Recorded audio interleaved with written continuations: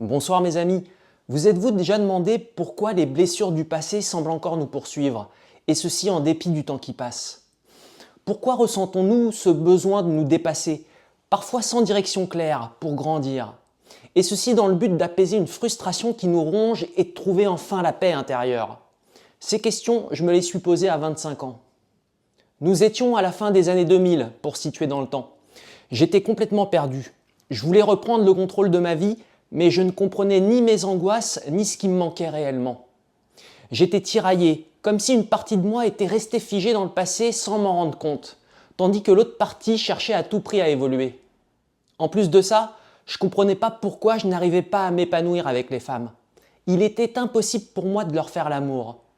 Cette frustration intime était liée à d'autres souffrances inconscientes que je ne comprenais pas encore à cette époque. Toutes ces douleurs passées, que j'aborde régulièrement sur cette chaîne, m'ont poussé à entamer une psychothérapie. Mais cette année de psychothérapie analytique, les épreuves que j'ai traversées dans ma quête d'épanouissement en tant qu'homme adulte, mais aussi l'épanouissement lui-même qui m'a sauvé malgré les sacrifices et les défis, ainsi que les séances où j'ai le privilège de vous accompagner aujourd'hui, m'ont mené à un constat essentiel. Ce constat, le voici. Quand on se lance dans le chemin de la connaissance de soi et de l'accomplissement personnel, on tend tous, presque à notre insu, vers un but fondamental. Devenir l'adulte dont nous aurions eu besoin à nos côtés quand nous étions enfants. Cet enfant fragile ou incompris aurait eu besoin de soutien, de bienveillance, d'empathie, simplement d'un regard rassurant ou d'un sourire qui apaise. Ce n'est qu'en grandissant, à travers un travail sur nous-mêmes, qu'on réalise à quel point cette aspiration guide nos choix et façonne silencieusement notre évolution. Ce constat, que je souhaite partager et approfondir avec vous ce soir, constitue à mes yeux un marqueur essentiel de notre épanouissement, car il révèle le véritable moteur de notre transformation, à savoir notre capacité à réconcilier l'enfant que nous étions avec l'adulte que nous devenons. On tend tous à s'accomplir. C'est une quête universelle, profondément ancrée en nous. Devenir ce que l'on est. On pense souvent à cette phrase de Nietzsche, philosophe allemand du XIXe siècle. Pourtant, si cette quête nous concerne tous, elle n'a pas la même signification pour tout le monde. L'accomplissement est multiple, varié, et ses expressions dépendent de notre histoire personnelle, de la culture dans laquelle on évolue, de nos aspirations et de nos valeurs intrinsèques. Pour certains, l'accomplissement se trouve dans la réussite professionnelle. Il s'agit de bâtir une carrière solide, d'atteindre des objectifs ambitieux, d'obtenir la reconnaissance de ses pairs ou encore de laisser une empreinte durable dans son domaine. Travailler, produire, contribuer à quelque chose de plus grand que soi, c'est une manière de donner du sens à sa vie, de construire une identité forte et l'amour de soi. Cette recherche de succès peut aussi être une réponse à des attentes sociales ou personnelles, créant un moteur puissant qui pousse à repousser sans cesse les limites. Pour d'autres, l'accomplissement se mesure dans les réussites matérielles. Avoir un toit confortable, se sentir en sécurité financièrement, offrir à sa famille ou à soi-même des choses qui nous ont parfois manqué. Ces aspirations sont tout à fait légitimes. Elles répondent à des besoins fondamentaux de stabilité et de sécurité. Le confort matériel, sans être une finalité absolue, peut être un pilier sur lequel repose notre bien-être, un socle essentiel qui nous permet de nous sentir en paix dans un monde incertain. Il y a aussi ceux pour qui l'accomplissement passe avant tout par la famille. Être un parent aimant et attentif, un partenaire présent et bienveillant, ou simplement tisser des relations solides et harmonieuses au sein du cocon. La famille, sous toutes ses formes, est une source de fierté et de sens. La famille nous relie à des valeurs essentielles comme l'amour, le partage et la transmission. Pour certains, être le parent qu'on a rêvé d'avoir est une forme de guérison et de réconciliation avec soi-même, comme un moyen d'offrir aux nôtres ce que nous n'avons pas eu. Et puis il y a ceux qui recherchent une paix émotionnelle, trouver un équilibre intérieur, cultiver un calme et une maturité face aux épreuves de la vie, apprendre à se connaître pour s'aimer soi-même. Cet accomplissement-là, plus intime, nécessite souvent un long travail sur soi. Mais il renforce notre indépendance, il nous permet de traverser la vie avec plus de sérénité et de force. Il nous permet de résoudre des douleurs émotionnelles du passé et de vivre pleinement dans le présent. Je me souviens qu'au début de mon parcours, ce n'était pas l'idée d'un accomplissement extérieur ou d'un succès que je recherchais. Ce que je voulais profondément, c'était la tranquillité intérieure. Parce qu'au fond, mes angoisses étaient paralysantes, mes peurs m'empêchaient d'avancer, et j'étais prisonnier de phobies irrationnelles, comme celle des maladies sexuellement transmissibles, qui me tenaient à l'écart de toute forme de relation intime. Comment peut-on se développer et s'épanouir en tant que jeune adulte quand on porte un tel fardeau de souffrance psychologique? J'étais dans un combat intérieur incessant, où la tension entre mon désir de grandir et les freins invisibles qui m'enchaînaient était accablante. Cette guerre intérieure était épuisante. Comprenez que je dépensais une énergie colossale à gérer les contradictions, les angoisses et les peurs qui se nourrissaient les unes des autres. Tout ceci pompait ma jeune force vitale, rendant mon chemin vers l'épanouissement presque inatteignable. Ce n'est qu'en prenant conscience de ces conflits internes pour les affronter, pour apprendre à les apaiser, que j'ai commencé à comprendre ce qu'était véritablement l'accomplissement. Ce n'était pas un objectif à atteindre à tout prix, parce que je savais qu'il nécessitait du temps, mais un long processus de guérison avec pour finalité la paix émotionnelle. Le fondateur de la psychanalyse, Sigmund Freud, soulignait que deux piliers, aimer et travailler, constituent les bases de notre accomplissement. Aimer, c'est créer du lien, nourrir notre besoin de connexion aux autres, offrir et recevoir. Travailler, c'est exprimer notre créativité, nous sentir utiles et nous réaliser dans l'action pour le collectif. Praxis et psyché. Ces deux dimensions sont indissociables et se complètent, car elles nous permettent de donner du sens à notre existence tout en contribuant à celle des autres. Mais aimer et travailler ne sont pas de simples cases à cocher sur le chemin de l'épanouissement. Ces piliers prennent tout leur sens quand ils nous mènent à une autre forme d'accomplissement, plus élevée. La voici. Devenir, au fil de notre évolution, l'adulte dont nous aurions eu besoin enfant. Cette transformation est la preuve irréfutable de notre véritable accomplissement, car c'est elle qui réconcilie ce que nous avons été et ce que nous sommes devenus. Cette transformation est l'incarnation de la guérison de notre passé en apportant enfin la paix à l'enfant souffrant que nous avons été et qui gardait jusqu'à ce jour la main mise sur notre vie. Devenir l'adulte dont nous aurions eu besoin à nos côtés lorsque nous étions enfants dépasse les notions classiques de succès. Prenons un instant pour repenser à l'enfant que nous étions.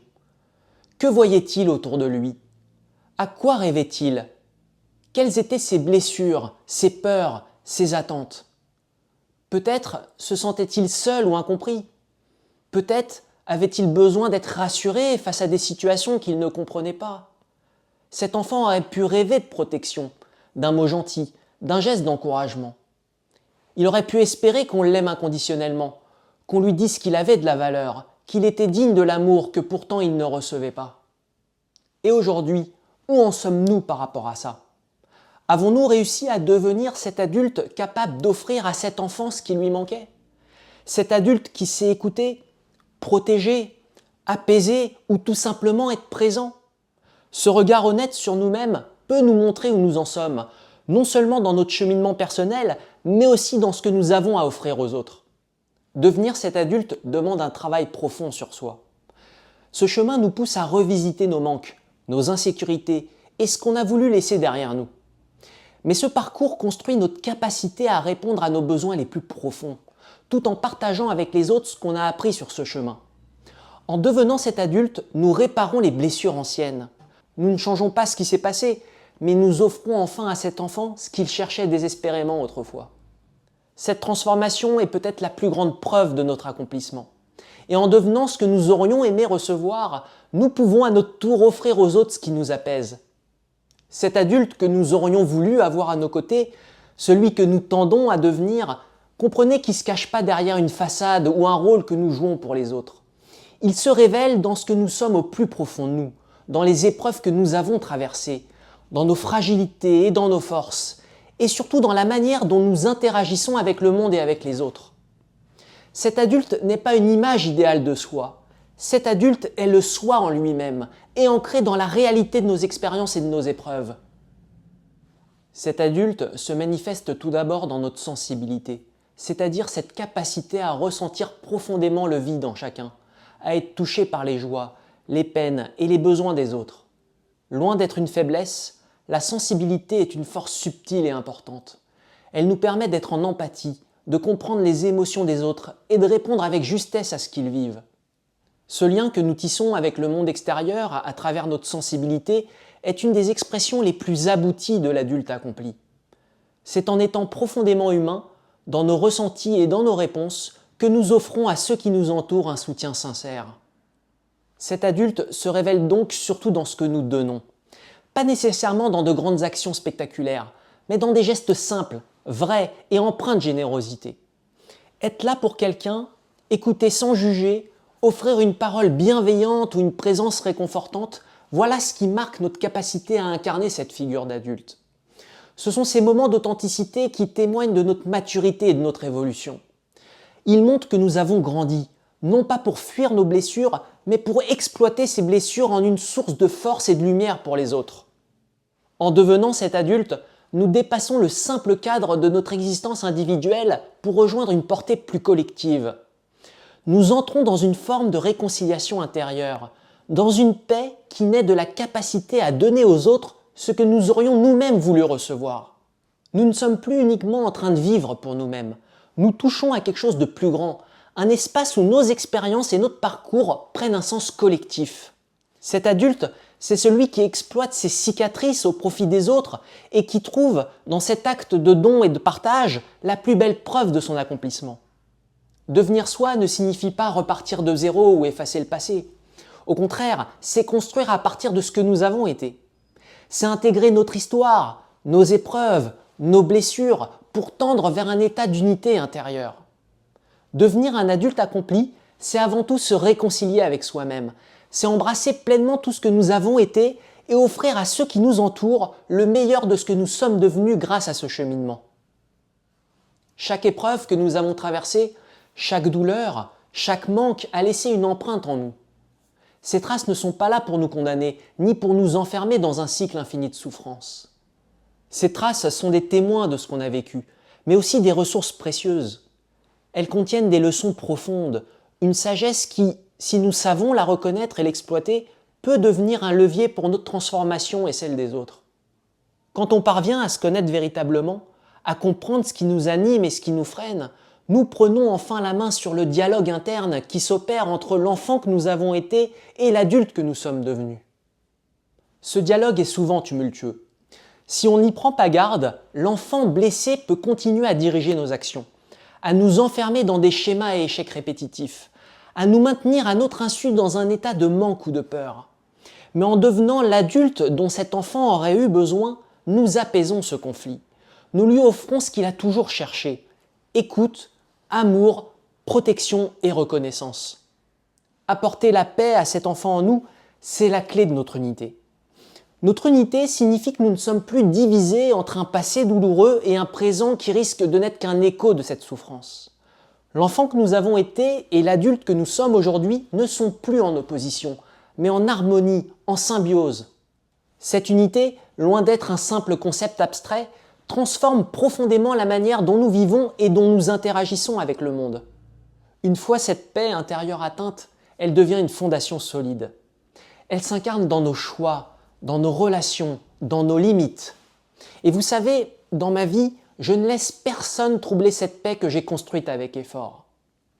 Cette unité en moi est précieuse et je la défends chaque jour, même si ça signifie marcher seul par moments. La solitude ne me fait pas peur. Elle est le prix de ma liberté intérieure et de ma fidélité à ce que je suis devenu. Vous savez, pour la petite anecdote, je me rappelle de ce soir de juillet 2016 où, après ces longues années de travail sur moi-même, j'ai ressenti pour la première fois la paix que je convoitais. Cette paix qui était le fruit de tout un cheminement intérieur. Ce soir-là, dans cet appartement où je me trouve aujourd'hui pour enregistrer cette vidéo, j'étais allongé sur mon lit en écoutant You and Me de Ben Abraham. Pour la première fois, j'ai compris qu'il n'était plus question de fuir tout ce qui était en moi. Je ne ressentais plus le besoin de fuir mes pensées et mes émotions. Et ce soir-là, j'ai commencé à écrire le prologue de mon premier roman, Le récit d'une émancipation. J'ai tout mis sur papier, sans filtre.